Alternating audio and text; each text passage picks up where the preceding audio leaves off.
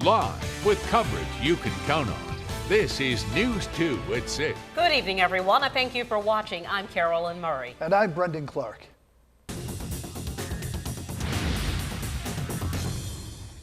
So things are getting better in the Midlands. Things are about to get worse on the coast. And so we are going to continue to watch as the waters are moving. That's Governor Nikki Haley with a warning that areas downstream of Columbia could be the next endangered after record-setting rainfall here in the state. There are 15 confirmed flooding fatalities in South Carolina. The main issue now, swollen waterways and overflowing rivers. We want to head straight to News 2 meteorologist Christine Kohler, who spent the day in Williamsburg County taking a look at the rising Black River. Christine, we've seen plenty of things in the background, houses flooded, just a scary situation there for a lot of people. Yeah, absolutely, guys. And behind me is what is now the Black River. Residents in this area here, the Red Hill area between Andrews, technically an Andrews address, but as you head out from east of Andrews out towards King Street, they tell me it's usually about 120 feet back behind me where that tree line is, and it's now risen by feet over the last several days. They say the good news is today it seems to be only rising by inches, but the bad news is it is still rising. In talking with some of the residents here, from the time that things peak in King Street, it still takes another couple of days before they peak 12 miles down the river here into this area. And as you take a wider look here, Melissa, if you can pan over here, we've got several houses on this road completely submerged underwater. It has been devastating for these folks. That is just one of them. Several more behind that are underwater at this point in time. The good news is that everyone has made it out safe. They are joking. These folks are handling it with a lot of class here. They've also banded together. I've heard a lot from the residents of this area that things have just been so communal here. They did want me to give a big shout out to a guy named David Hanna, whose grandfather used to own this land and has been here helping these folks. We've also heard a lot about the flood of 1973, and the residents here who were around for that flood of 1973 say this is far beyond what they ever saw at that point in time. So just to give you an idea of what's happening here on the Black River, this is something that nobody really has ever seen in this area. Again, it's possible for this area to continue to see rises in the flood. We'll have to continue to monitor this area. But live from the Black River here in Williamsburg County, I'm meteorologist Christine Kohler. Guys, back to you. Really incredible pictures, and when we heard from Chrissy earlier, she talked about the resilience and the spirit of those folks there, and we certainly are thinking about them, praying for them to dry out eventually, to stay strong. Yeah, we sure are, but right now we're talking about rising river levels, and for that we're going to go to Chief Meteorologist Rob Fowler for the latest. Rob? Yeah, we're watching really day by day, moment by moment, guys, to some of these rivers, and we don't have a good gauge on the Ashley River, but we'll watch again the levels there. Just basically, we encourage you, if you live on the Ashley River, just be wary and cognizant of those rising waters. Meanwhile, Gibbons Ferry, the Edisto River, will take you there as we look at the flooding situation. The actual flood stage is 10 feet, 16.8 feet as we get into Saturday morning. So this one is still rising. Got to keep an eye on that. Santee River at Jamestown, basically flood stage is 10 feet. Expected to see maybe 23 feet by the time we get to Monday afternoon. So this one's still on the way up. So if you're near this river, obviously of concern. Where Christine is, she made a great point. King Street is where the main sensor is, and right now you can see that we've kind of reached the crest there in King Street, but it's going to take a little while longer for this water to recede well over 20 feet with the flood stage there at about 12 feet. And here's the Waccamaw heading up northbound to Conway, basically flood stage 11 there, 16.8 feet today, and it will continue to fall. So again, this is the stage up there, Waccamaw at Conway. So we'll continue to watch these levels. Very important for you to keep an eye as well, and we'll record these and let you know day by day what's going on. But again, some of them going down, some of them still yet to reach their crest. Guys, back to you. All right, Rob, thanks. Good information there. New tonight, the Dorchester County Sheriff's Office says that man right there, Robert Boland, is the tow truck driver responsible for taking several cars away across the street from the Francis Willis SPCA. This was when people were trying to get animals out of the SPCA due to its flooding. He was across the street towing cars that the people were trying to help out. He has been charged with price gouging. According to deputies, Boland was charging customers upwards of $250 when he had advertised charging only $85 a tow. And right now, Bolin is charged with 2 counts of price gouging during an emergency. He's also been cited for operating without a business license. Now, many schools have canceled classes as a result of the flooding, and making sure that families are still safe, Williamsburg and Georgetown County schools are closed for the rest of the week. All district employees in Georgetown who have contracts of 220 days or greater will report to work both days. Dorchester Districts 2 and 4 are closed the rest of the week also. And staff in both of those districts, Districts 2 and 4, should report to work. Berkeley County will return to school tomorrow on a 2-hour delay. There's a 1-hour delay the rest of the week in Colleton County. And we have a full list of closures across the Lowcountry on our website, counton2.com. On the ground, even in the air, we have every angle of the flooding covered. News 2's Travis Rice took to the skies for a better perspective on the damage and potential threats. Hovering over the Lowcountry shows the flood's vast effect. And that's right there. That's where it really tells you how fast it's still coming through. Damn, even as of yesterday. Dylan Keels of Holy City Helicopter has been busy scouting damage for the past 2 days. It looks as bad, if not worse. Like more water is flowing now. And all that stuff is coming from the upstate down here. The Ashley still overflowing into the Ashboro neighborhood in Somerville. Floodwater surrounds the community swimming pool. And right here, where the river ends, is where it blew into the neighborhood right here with these houses. All these riverfront houses. This is the access point where the water made its way in.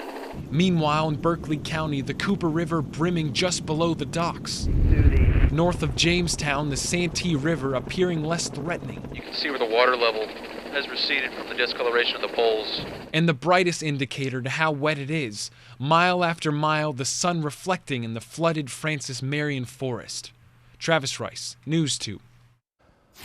Around 15 people were rescued from Johns Island when the tide became too high last night.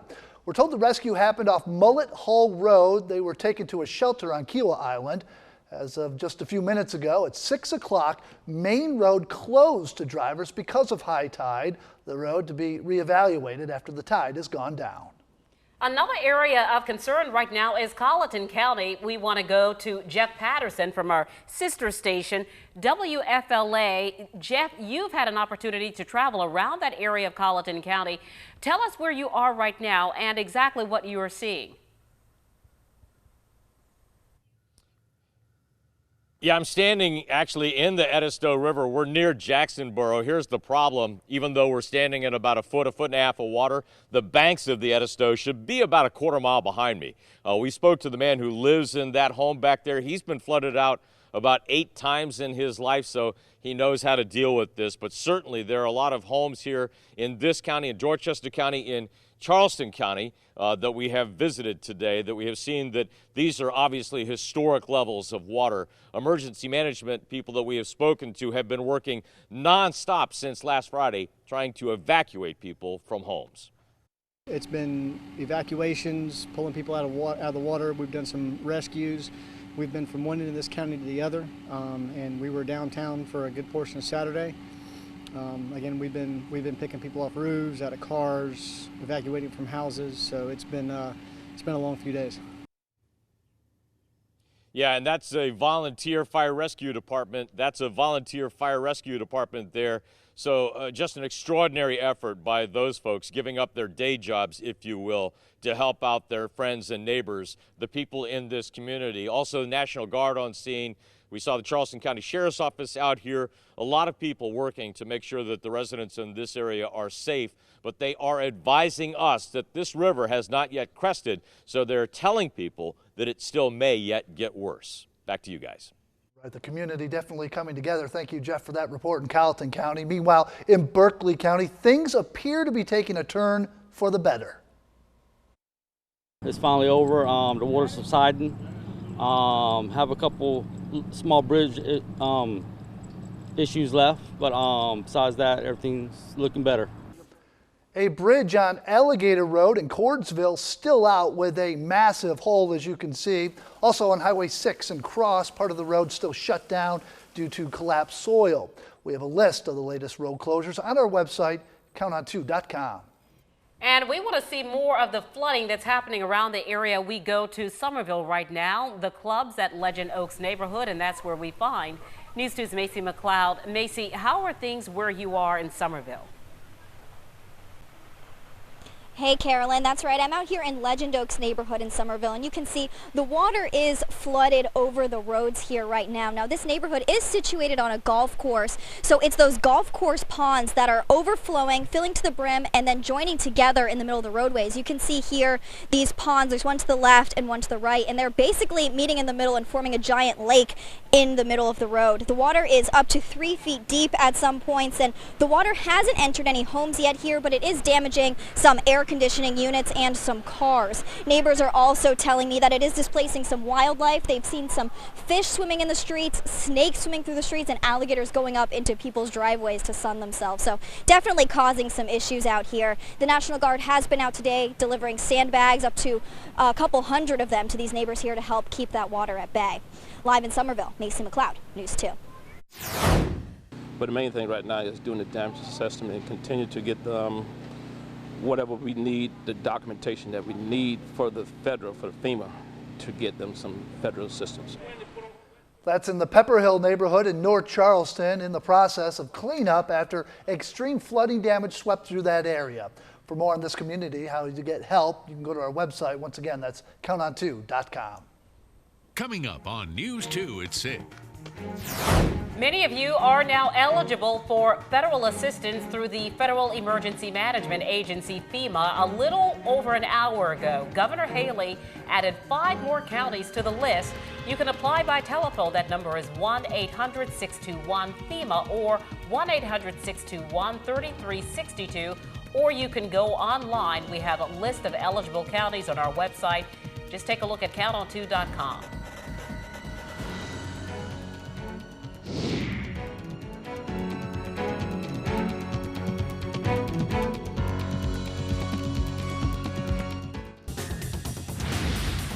Days after the flooding, the cleanup is just beginning for thousands of people in the Midlands, and many of these people are coming home to find that they have simply lost everything. Mike Manzoni with our sister station WSPA, live in one of the hardest hit neighborhoods in Richland County. Mike, what's the latest there?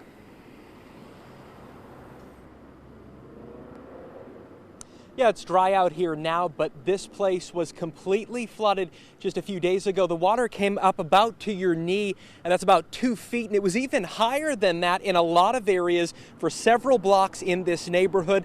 We were with a lot of people as they came back into their homes for the first time today to take a look at the damage. They tried to look for anything that they could salvage. What they found was that there wasn't much left, and what was they had to throw out. Take a look at this pile of stuff inside. This pile of stuff that was inside the house, they had to take it out. There's a mattress, a big screen TV, a washer, a computer, you name it, it's out here. And we see a lot of piles like this along this street here. Families are still out here. They've been out here since very early this morning. Talk with a lot of them. They tell me that they don't think they'll be able to move back in, if at all, until the first of the year, and that is at the earliest. For now, we're live in Irmo in Richland County. Mike Manzoni, News 2. Coming up on News 2 at 6. Certainly a beautiful dry day today. Can we do it again tomorrow? We'll let you know. We're going fishing for tomorrow. Here's what you need to know as we take a look at the tides. The tide will be all the way in at 5:22 in the a.m., low at 11:28 just before lunchtime, with a waning crescent moon. Water temperature at 80 degrees. It is coming down cooler. In fact, looks like we'll see temperatures in the 70s before the weekend. Don't forget to check us out on the radio, including Magic 107.3. You're watching News 2 at 6.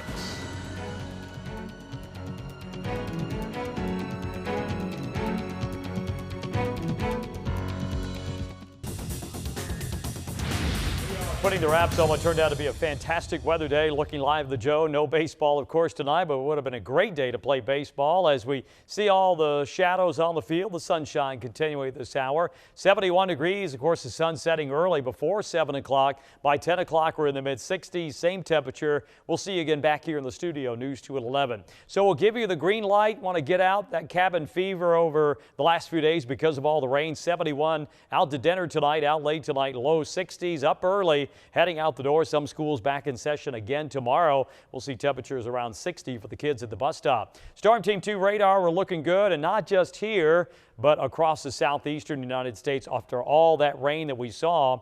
Speaking of rain, our next rainmaker lurking out to the north and west. We're under the influence of high pressure now with sinking air. That's why we saw the beautiful blue skies and lower humidities. But this again is going to be moving on in. As it does, we're going to see our rain chances on the increase, but not until we get to either late Friday and into the early portion of the weekend, because our forecast radar through time will take you into Thursday morning looking fantastic. By 7 o'clock, we'll start out dry. Then we move it into Thursday afternoon, right along 95, maybe a few clouds popping up. The rain chances increasing for the upstate of South Carolina. And this is our Saturday morning, and you can clearly see where that cold front is as it presses towards the coast, adding some rain. Good news is it is going to be moving pretty quickly, so this rain is not going to linger. It will be more scattered as we head into Saturday afternoon before it moves out just in time for Sunday. Not looking for a tremendous amount of rain. Most areas at least an inch to less, up to a trace or so. So again, the inch rainfall totals would be those caught under a thunderstorm. 76 Greenville up to Knoxville, Tennessee, 80, 79 degrees in the Queen City right now. Right here in the Holy City, we're at 77, 78 for Somerville, Walterboro, 1 degree warmer. To the coast we go, Sullivan's Island at 74. So out the door for tonight into tomorrow morning, 59, rain chance 0, northeast wind at 5 to 10. A beautiful Thursday. We've moved over the hump, if you will. Rain chance also low, lots of sunshine and 82. And as far as our Fowler factor for tomorrow on our scale of 1 to 10, it's going to be 8. Another beautiful day with more sunshine. Here is that 7-day forecast. After 59 tonight, 82 for tomorrow. Then we move on into late weekend of the weekend. And again, the chance of rain up to 50% on Saturday. Should dry out on Sunday. Heading to the beach, do so tomorrow. That's going to be the best of the next few days. 79 sunshine, a few more clouds then on Friday. 3-degree guarantee right on the money today. 80 the forecast, 80 the high for our friends at the American Red Cross, the Heroes for Fire Victims program. So far, we're 5 for 5, $500, and that is money in the bank. So it was certainly great, guys, to look up and see the sun this morning. Sure. Beautiful sunrise, and that helps out in many ways. Helps out emotionally and also lets the folks really clean up. Yeah, drying out is what we need. Absolutely. Right now. All right. Rob, thank you. Thanks, Rob. We want you to stay with us. News 2 at 6 o'clock continues right after this quick break.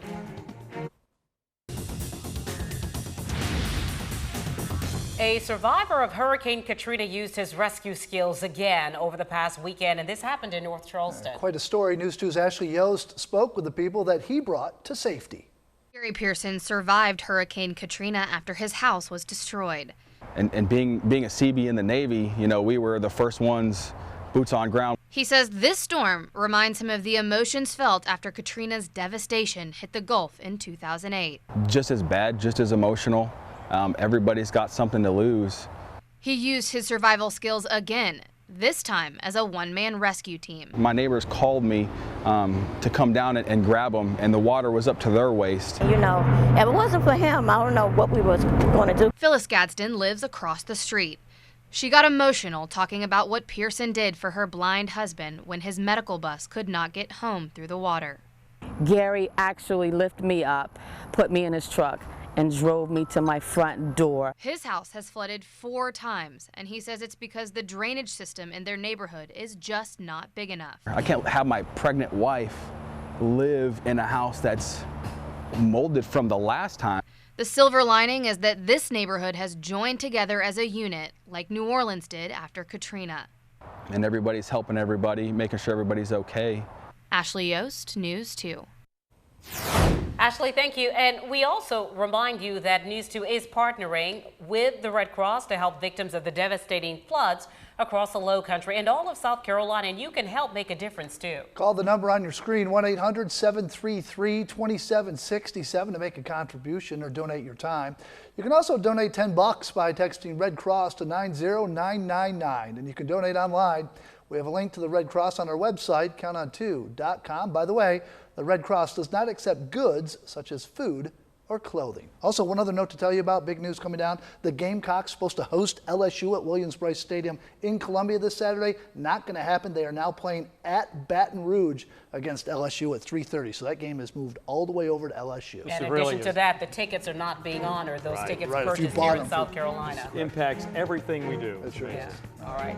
Meanwhile, of course, we will continue to keep you updated online at counton2.com. See you at 11.